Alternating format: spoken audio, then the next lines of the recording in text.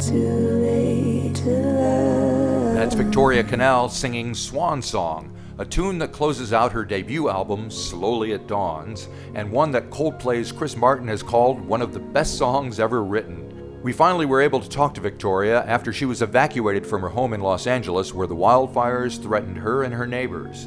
Now safely in Seattle, Victoria opens up about the making of her new album, one that she calls unapologetically chaotic. But first, what was it like to be evacuated from LA? Neither of you could ever throw a fight. I live in Silver Lake, so they were pretty nearby, and it was looking like a Griffith Park might be under threat, which is if that were to be on fire, then I would really be at risk. But also, it's just the air quality Right. is so bad, and I'm already immunocompromised, so yeah, so it was just best for me to get out of there. Pretty scary stuff. It's still going on full blast, it looks like. So, I know, it's crazy. man, man, oh man. Hopefully do you have friends that you're kind of keeping an eye on and watching out for? Yeah. And the amazing thing about LA is that the community is just so strong, you know. Oh, So I think people are really like looking out for each other and donating and showing up for each other, you know. I wish I could be there. I just, you know, I don't drive, right. and my lungs are already really susceptible to that kind of thing. So it's just Got to take care of yourself, that's for sure. yeah. Yeah. So Seattle is a better place at the moment. And I'm in New Zealand. Have you ever been down to this part of the world? I have actually on my gap year, I got a one-way. I saved up all my tip money from gigs and got a one-way trip to New Zealand, and I was there for a couple weeks. Oh, very cool, very cool. Because you're quite the world traveler. You've lived and been all over the world. I was just wondering if that's by choice or by just the way things work out for you. Well, initially it's because my dad's work required us to travel a lot. And my mom grew up in the South in the US, but she always had this like itch for travel, you know, just to see the world. And so when she and my dad, who's from Spain, met, they had this like vision of cycling, like bicycling all around the world. Right. And then they got pregnant. So then my brothers were born, and then I was born, and they just kind of wanted to keep the travel thing going. So my dad got his business degree and then started working for this international business that took us around everywhere. And so I guess it's just kind of in my blood, you know. I feel compelled to travel as a result of having traveled my whole childhood. Right. And so steering this conversation towards music, how did that affect? You must have been exposed to all sorts of stuff. Yeah, I mean, I think the amazing thing about music is that it's just so universal. You know, it's you can go anywhere in the world and people want to sing and convene in that kind of space. And just as a young kid, I just saw the beauty in it, and I wanted to be around that all the time. You know, my grandma was she played piano and led the choir at her church. And so in the summers we would visit her in Georgia, and that was like really like a stable source for me to explore, like loving to sing and loving to play. And there was a church, a piano in her church that I would always just go to play, like when church wasn't happening. I didn't really go to church. Right, fair enough. But when it wasn't being used, I would go and play. Cool. Yeah. So you're an American, but you're in New Zealand. And I was born in England, just to make it even more complicated. But yes, I moved here 30 years ago from upstate New York. Wow, fun. That's amazing. Is it in Auckland? You're in Auckland? Yeah, right in the middle of it. Yep. Wow, that's amazing. I flew into Auckland and then spent some time in Queenstown and went down the southern coast backpacking. It was beautiful. It is indeed, especially since it's summertime here, so it's even better. All right. Yeah. But so when you were playing piano in the church there, did you know you were going to be a musician? Was that always something that you thought that was your destiny? Definitely. Yeah, it's the only thing I've ever wanted to do. Yeah. The spark happened when I sat on my grandma's lap at the piano for the first time and just kind of watched her play and was singing along and picked up some harmony, and she told my parents to put me in lessons. So I started training from a very young age. I was singing opera and studying classical piano from like from when I was 6 to about 12 years old, and I started writing songs. Very cool. Very cool. So now we have Slowly It Dawns, which is about to be released in a few days, and Mhm. it's your first full album. You've had a few EPs and singles and quite a bit of music Yeah. out since then. So tell me how this project started to come together for you.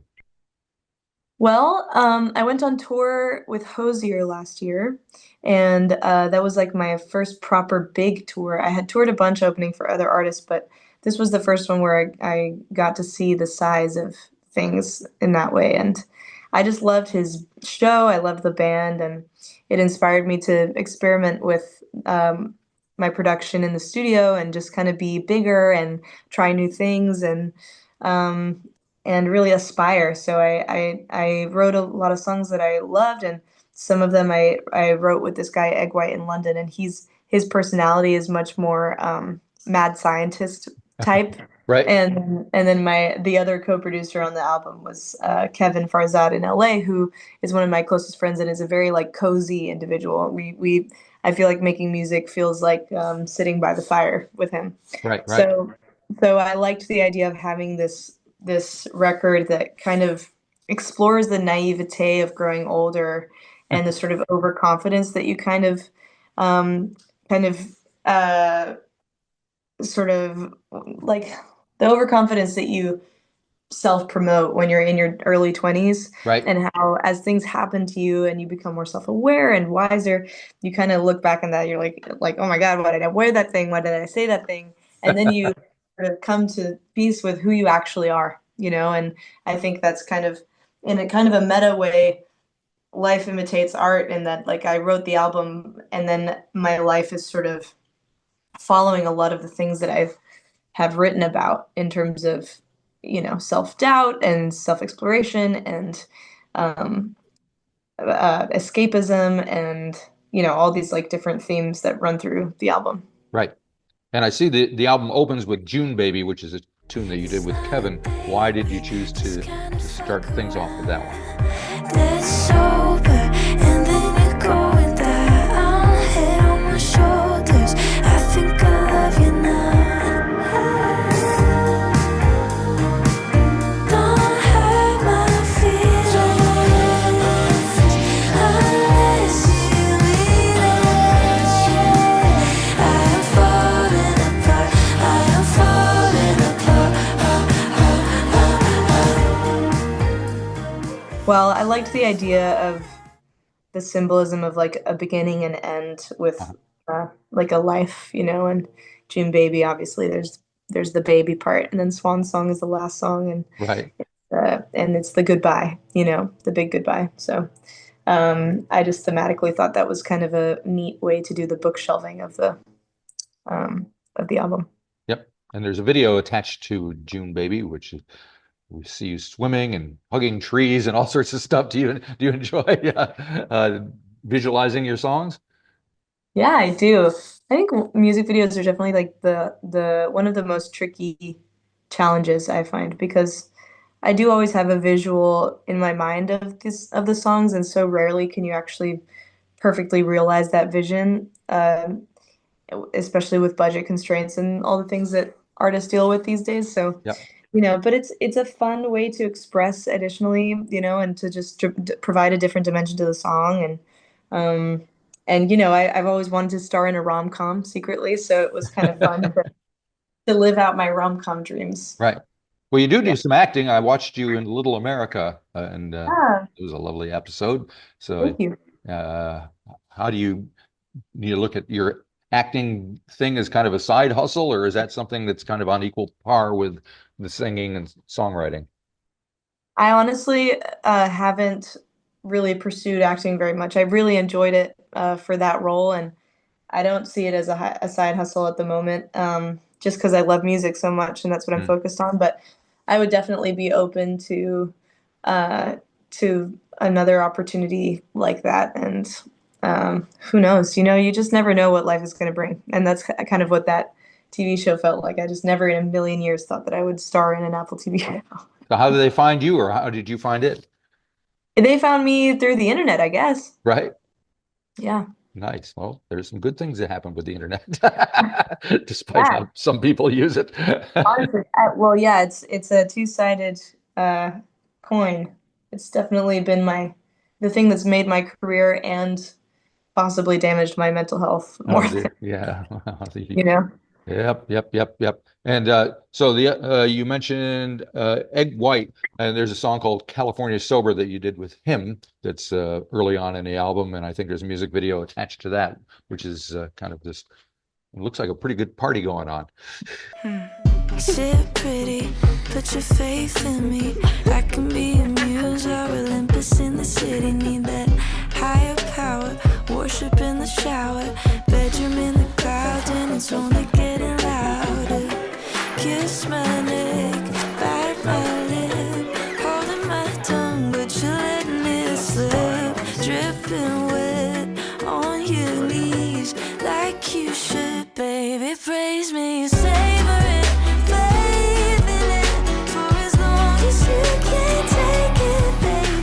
It was a really fun video to make. Um, it falls in line with this self-exploration, naivete thing, and definitely emulates some of the parties that I went to last year and just kind of discovered parts about myself within that. Right. All right. Okay. And I think you did an appearance with Coldplay at Glastonbury. That must have been something to talk about. Well, Yeah. how'd that go? Yeah, it was amazing. It was one of the best days of my life, honestly. I met so many cool people, and just the performance itself it was so cool. It's like a dream, you know? It Mhm. was all a big dream, and I learned so much even just from like getting to rehearse with them. And that was really the part that I loved the most was Ah, rehearsing. yeah. So they were just here in Auckland a few months ago. Huge show. Oh, They played like three massive shows in a row. I mean, they throw everything at you when they play. this is the show. Oh yeah. It's amazing, isn't it? Yes. I've seen them many Yeah, times, but it's never boring, that's for sure. never boring. Never boring. And just the amount of sheer hits that Yeah. that band has is just amazing. It's Yeah. just amazing. Yeah. And of course, Chris Martin has noted that Swan Song he thinks is one of the best songs ever written, so that's not a bad endorsement. If I were you, I would open my curtains. If I were you, I would have a look outside. Put on my shoes, I'd leave this sunken room behind, and I would drive. Well, I don't believe him, Okay. but he's very kind. Very, very kind individual. He's really been an angel in my life. Okay. And the song just before Swan Song is called Black Swan, and it looks like you have different folks playing on that one than maybe on some of the others, Sebastian Steinberg and Matt Chamberlain.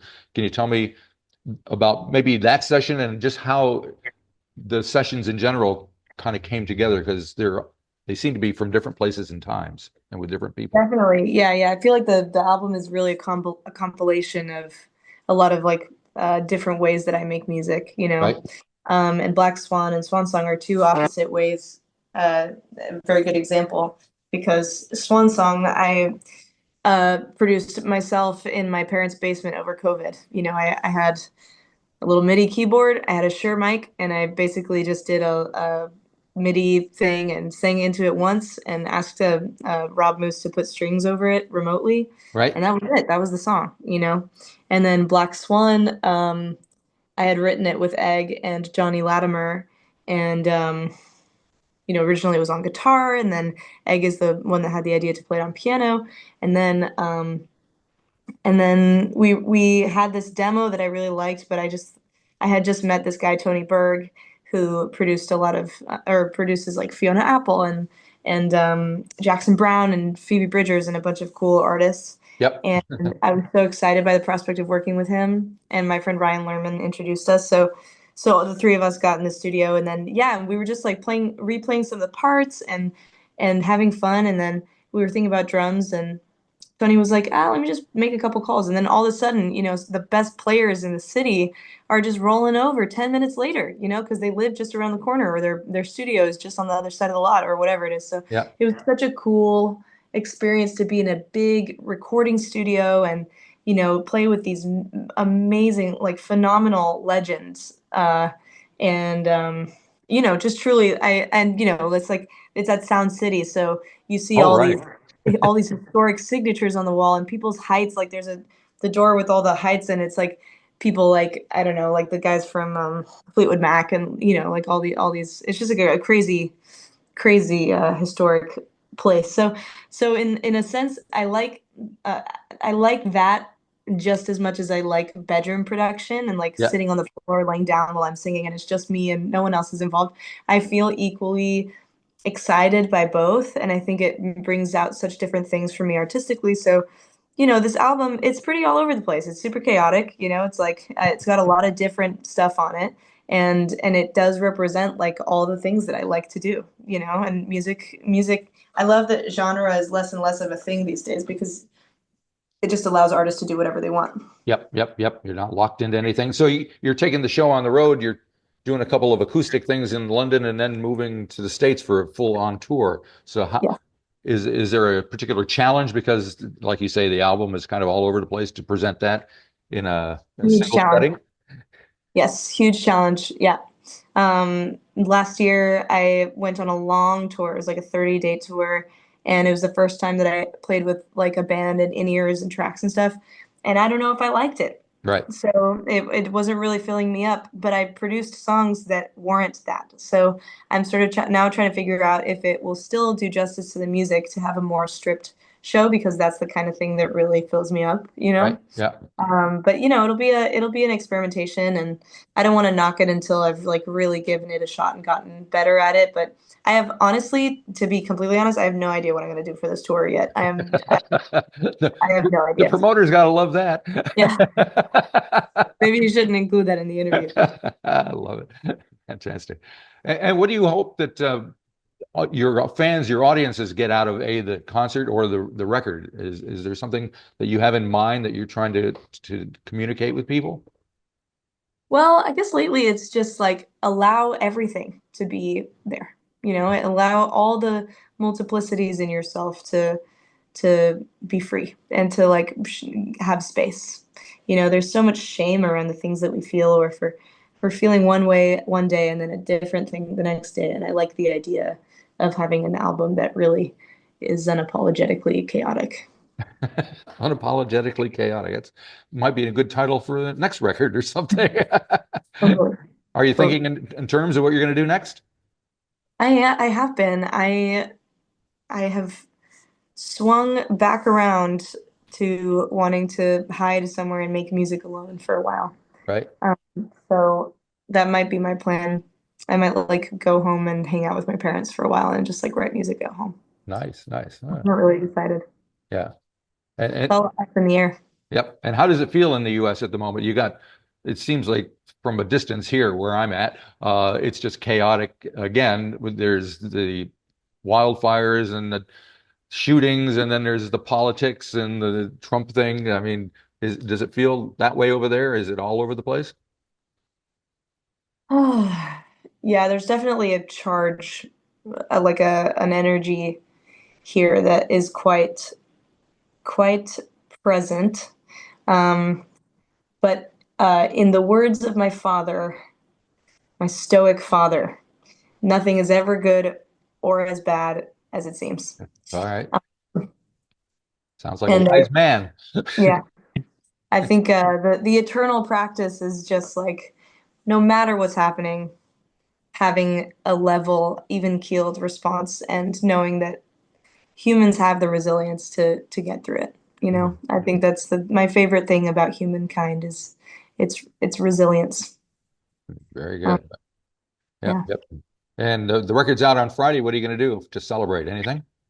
Well, I had a party in LA, but now that LA is on fire, That's a um, problem. Yeah.